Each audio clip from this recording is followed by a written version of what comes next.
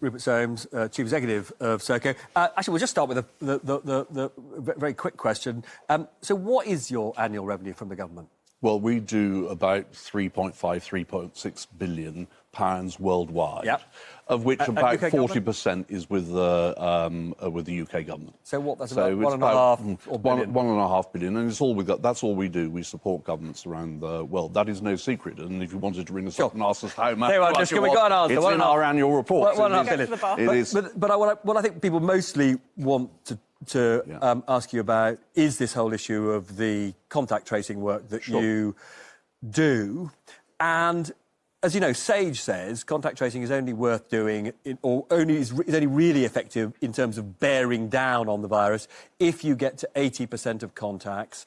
And you're about a third short of that at the moment. What's going wrong? No, so a couple of things. First of all, our test and trace system in the UK now is the largest by a country mile in Europe. We're doing 1.2 million tests a week, generating 220,000 contacts a week. So it's huge. Sure. I might come back to you on one aspect of that in a minute, but it's really the question of it's no good being huge if you're not getting to enough contacts. So of the people that we get past, we run the call centres who are not doing the tracing, but are doing the following up of the contacts who the tracers have identified.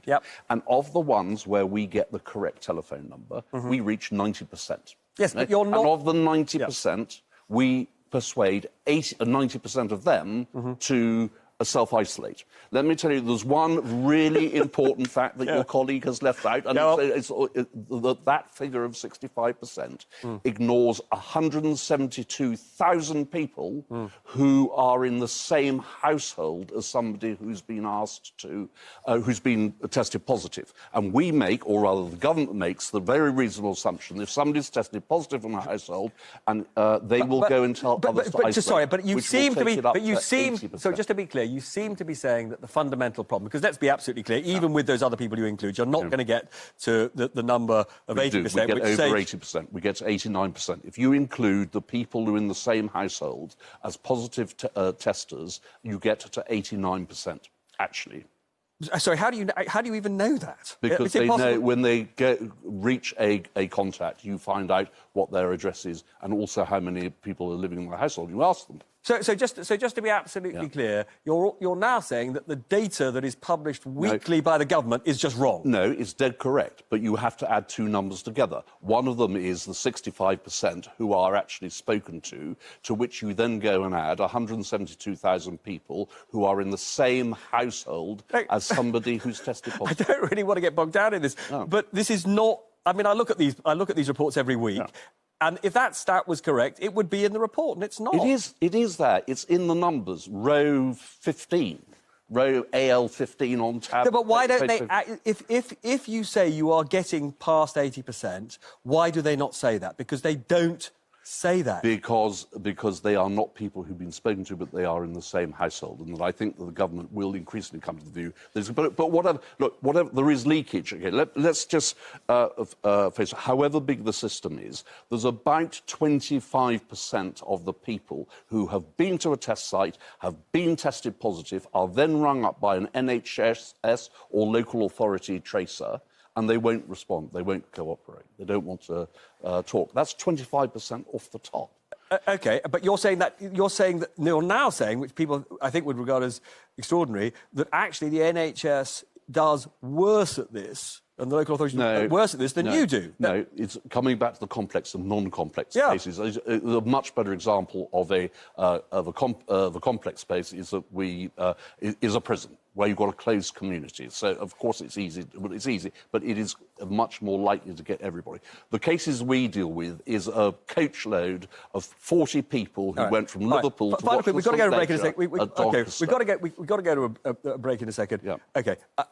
You know, I think people will be slightly astonished that your definition of contacts reach is different from apparently the government's one. But one of the things that is incomparably which you can't argue with, is that the virus has been spreading significantly when it wasn't supposed to be spreading if we were reaching all the right contacts. So something has gone wrong. I am not an epidemiologist, but what we do know is that we have now got the largest test and trace system in Europe by a country mile. We are testing 60% more people than the Germans, 40% more than the French, over double what the Spanish and Italians are doing, and it is creating huge amounts. And even if we're, Robert, even if we're not getting to the 80%, which I would argue we probably are, the 690,000 people who've been contacted and asked to isolate. Listen, welcome back. I'm delighted that the Chief Executive of Serco, Rupert Soames, is still with me. Even after you contact people, there's a lot of research which shows that quite a lot of people who are contacted then don't stay at home in the way that they're supposed to. Why do you think they're not doing that? Well, I think we have to have a national effort to persuade people to comply, to respond to the tracers, and then when they're asked to isolate, to do so. But this is a huge part of our battle against COVID. And if we have people trivialising that, if we have What do you mean by trivialising? I mean trying to turn it into Rosanna, God bless her, has been tweeting out saying Serco test and trace, referring to how do you think the 40,000 people who are running the biggest testing system in Western Europe, delivering 1.2 million tests a week, seeing on Twitter that they're being referred to as Serco test and trace. But this is your problem, is it? Because it just means that the reputation of your company is not what it should be. It's not the reputation of the company, it's the reputation of test and trace. To try and deny that this is run by the NHS, designed by the NHS, quite properly, the tracers are NHS and local authority but then the fact that you're doing it must be damaging the operation.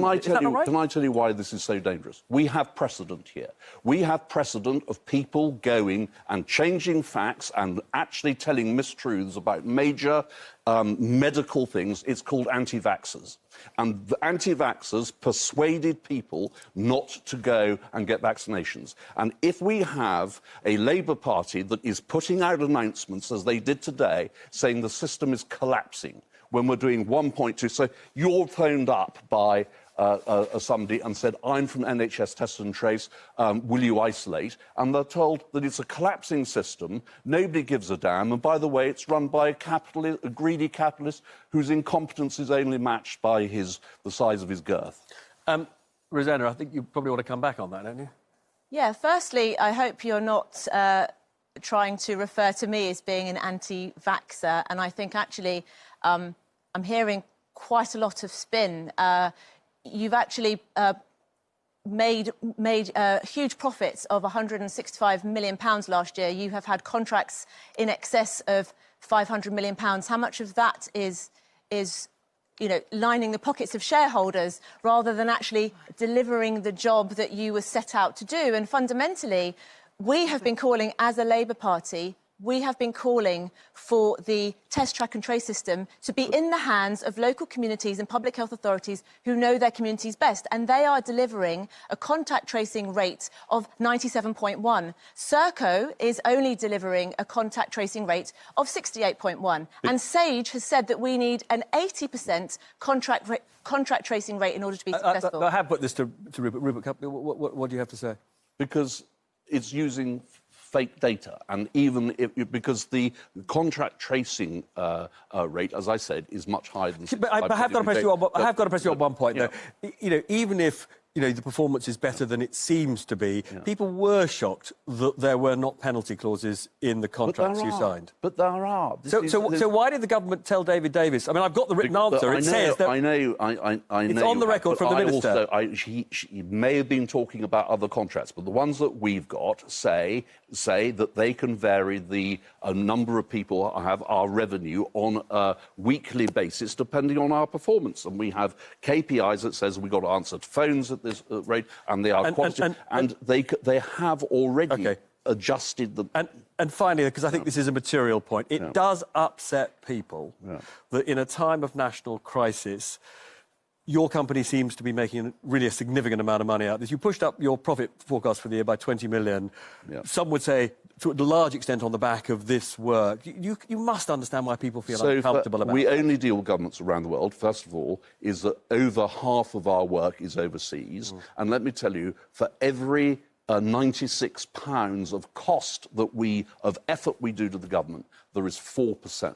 £4 goes so-called to shareholders. I can't help it. And the private sector has helped build the Nightingale hospitals, helped supply 30,000 ventilators. We have 25,000 people in the UK who have stood firm running hospitals, running healthcare, and be told that this is all appalling stuff, that these people are not worthy of delivering a public service, is that there are 40,000 people.